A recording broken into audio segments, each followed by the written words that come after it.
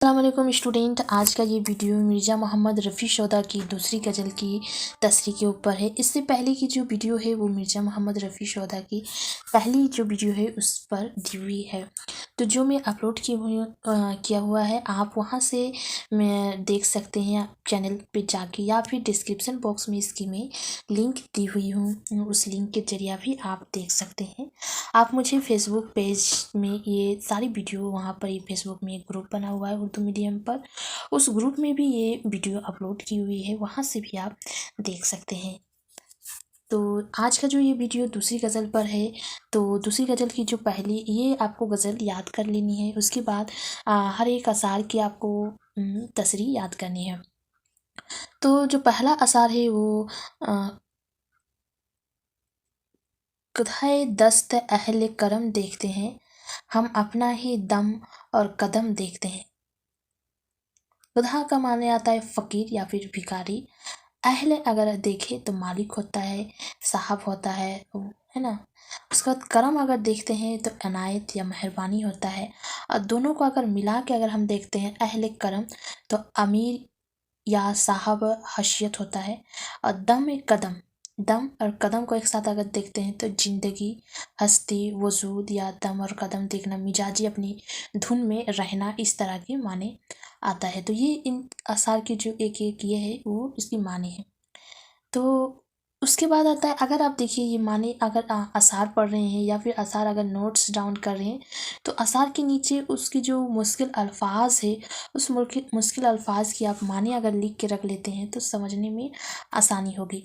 तो और इसके माने आपको कहीं डिक्शनरी वगैरह में ढूंढने की ज़रूरत नहीं होगी। इसकी जो मुश्किल अल्फाज जो है वो किताब के जो जिस ब्लॉक को अगर आप पढ़ते हैं, जिस इकाई को अगर आप पढ़ते हैं, जैसे रफ़ी शौदा वाला इकाई अगर आप पढ़ते हैं तो उसके नीचे में ही जो मुश्किल वर्ड है उसकी अल्फाज की मानी दी हुई है। वहाँ से आप नोट डाउन्स, जैसे जौन सा अशार आप नोट डाउन्स कर रहे हैं कॉपी में, उस अशार की आपको उसकी मीनिंग भी लिख लेते तो काफ़ी अच्छी तरीके से आपको समझ में आएगा, है ना। तो उसकी जो अशार की तसरी है तो आ जाता है, फ़कीर अहले करम की दस्त अनायत के मोहताज होते हैं, हम अपनी हस्ती या खुद को ही देखते रहते हैं, लेकिन ऐसी सूरत में शेर दो लख्त हो जाएगा, यानी दोनों मर्शियों के दरमियान कोई रफ्ता नहीं होगा। रफ्ता पैदा करने की तजाद या तकाबत वक्त पर गौर करना होगा। अगर तजाद को ले तो कहा जा सकता है कि शायर चुना के दस्त अहले करम का मोहताज नहीं, यानी गनी होगा, या ऐसी सूरत में फ़कीर का जिक्र ही बेमानी हो जाएगा। अगर मुताबकत का रास्ता कायम करे जो कि मुनासिबत और बेहतर है, तो मतलब होगा कि गर्चे हम भी फ़कीर हैं लेकिन हमारी मरकज़ तवाज़ा अपनी हस्ती ही रहती है। उसका भी दो सबब हो सकता है कि एक हमें अपनी आना ज़्यादा अजीज़ है, दूसरा सबब ये हो सकता है कि हम अपनी ही धुन में रहते हैं। ये दूसरा सबब ज़्यादा मुनासिब है कि तख्लीकी अमल के लिए गर्द पेश से अनायती बरतना या अपनी धुन में रहना ज़रूरी है। मुख्तसर ये है कि फ़कीर की निगाह अहले करम की दस्त अनायत पर मरकूज़ रहती है।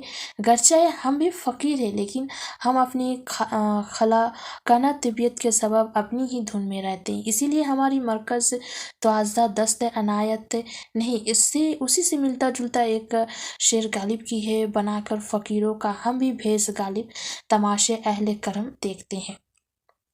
ये हो गया इसकी अशार की तसरीह। उसके बाद दूसरा अशार है, ना देखा जो कुछ जाम में जम ने अपने, सोए एक कतरे में हम भी देखते हैं। जाम मतलब होता है प्याला, उसके बाद ये सागिर का भी आता है, पियाना का भी आता है ना। उसका जम मतलब होता है ईरान की एक बादशाह जमशेद का मखफ़फ या जमशेद का जिक्र औसतन में भी मिलता है कि ईरानी रवायत के मुताबिक जमशेद दुनिया का पहला बादशाह था, है ना। और अगर दोनों को मिला कर देखते हैं जामे जम तो जामे जमशेद, जामे जहानुमा रवायती और अफसानवी प्याला जो हुक्माई फारिस ने जमशेद के लिए तैयार किया था, जिसमें वो सारी दुनिया की मशाहदत करता था। और उसकी अगर तसरी देखते हैं, ये हो गया उसकी मानी, जो मुश्किल अल्फाज थी उसकी मानी दी हुई है ना। उसके बाद उसकी अगर तसरी देखते हैं तो अफसानवी रवायत के बादशाह जमशीद के पास एक बहुत बड़ा प्याला था जिसके अंदर मुख्तलिफ अलनोई तस्वीर बनी हुई थी। उस प्याले को हिलाने पर सारी दुनिया की सूरत हाल, खबर और वाक़यात उसको दिखाई देते थे। सौदा कह रहे हैं कि मैं ऐसी खलाकाना तबीयत का मालिक हूँ, मेरी कुव्वत तख़ील वो तस्वीर उस पाया की है कि शाह जमशेद जो अपनी जाम ज़म में नहीं देख सका, मैं उसे एक कतरा में देख सकता हूँ। उससे मिलता जुलता शेर दाग दहलवी का है, हम चश्मे बिना दिखाती है सब कुछ, वो अंधे हैं जो जाम ज़म देखते हैं। ये आपको समझ में आ गई होगी इस असार की तसरी, है ना। उसके बाद दिया हुआ है उसकी बाद वाली, गर्ज कफरे कुछ ना देश से है, मतलब तमाशे दीर व हरम देखते हैं। दीर का मतलब आता है मंदिर या बुत खाना, हरम का मतलब आता है खाना काबा, और दीर व हरम एक दूसरे के मतजात के तौर पर इस्तेमाल है यहाँ पर। उसके बाद आता ये माने, उसकी दो माने दी हुई है जो यहाँ पर मुश्किल है। उसके बाद तसरी ये शेर भी तख्लीकी अस्तखाना से मुतालिक है।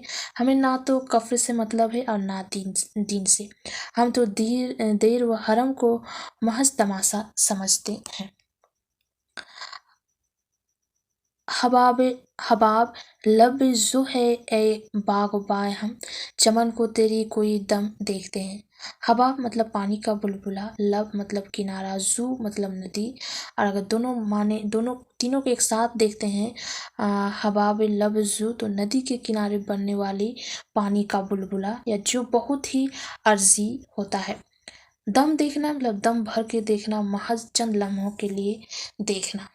उसकी तसरी आता है, इस शेर का मौजू दुनिया की बेशबाती है, बाग़बां जो इस चमन का मालिक है, यानी जात वाहिद को मुखातिब करके कह रहा है कि हम तो हबाब यानी पानी का बुलबुला जो अर्जी होता है ही नहीं, बल्कि हाबे लबजू है जो दिगिर हबाब के मुकाबले में ये भी ज़्यादा अर्जी होता है, जो नदी के किनारे से टकरा कर बहुत जल्द टूट जाता है। हम तो महज चंद लम्हों के लिए तुम्हारी चमन को देख रहे हैं। लुत्फ की बात यह है कि गौर से देखती हुई हलकों से बाहर निकली हुई आँखों और बुलबुलों की बनावट में मशाबत होती है।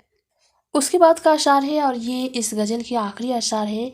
तो मगर तुझसे रंजीदा खातिर है सौदा, उसे तेरे कोचे में कम कम देखते हैं। रंजीदा खातिर मतलब आता है नाखुश, नाराज़, है ना, उदास, इस तरह की माने आता है। तो सौदा तुझसे यानी महबूब से नाराज़ है, यही सबब है कि उसे तुम्हारी कोचे में कम देखा जा रहा है।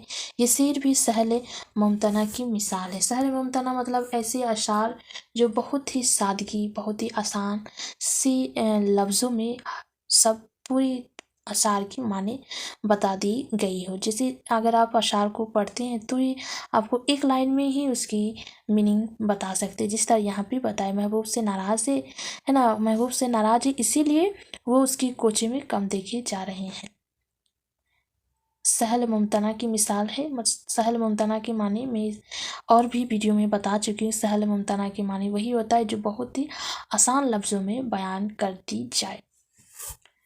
इसकी जो नेक्स्ट वीडियो होगी तो मिर्ज़ा मोहम्मद की जो तीसरी गज़ल किताब में दी हुई है उसके ऊपर है। और जो जिन ये स्टूडेंट को जो है प्रीवियस ईयर मतलब जो जून में जो एग्ज़ाम हुई उसकी क्वेश्चन अगर अभी तक किसी को नहीं मिली है तो आप इग्नू की साइड में क्वेश्चन के पेपर में अगर आप जाते हैं तो जून 2022 की अपलोड हो गई है। उसमें आपको MA उर्दू की जो फर्स्ट टाइम एग्ज़ाम हुई इस बार जून में, उसकी सारी क्वेश्चन आपको वहाँ से मिल जाएगी। आप बहुत ही आसानी के साथ डाउनलोड कर सकते हैं। अगर आप नहीं सक रहे हैं तो आप मेरी स्क्रीन के ऊपर देख सकते हैं। क्या अगर आप नहीं सक रहे तो स्क्रीन के ऊपर जो इग्नू की मेन साइड है वहाँ पर ही जाना है। वहाँ पर ही जाने के बाद आपको डाउनलोड के ऑप्शन में जाना है। डाउनलोड के ऑप्शन के बाद जाने के बाद वहाँ पर जो क्वेश्चन दिया हुआ लिखा हुआ है। क्वेश्चन में जैसे ही क्लिक करते हैं उसमें पूरा साल जितने से ये है वहाँ दिया हुआ है, जैसे 2021 का जुलाई, 2021 का दिसंबर, इस तरह करके दी हुई है। तो 2022 का जून करके यहाँ पर ही दी हुई होगी। वहाँ पर जाकर क्लिक करते हैं। क्लिक करने के बाद आपको सारे क्वेश्चन 2022 में जितने भी एग्ज़ाम हुए हैं उन सब की एग्ज़ाम की लिस्ट आ जाएंगी।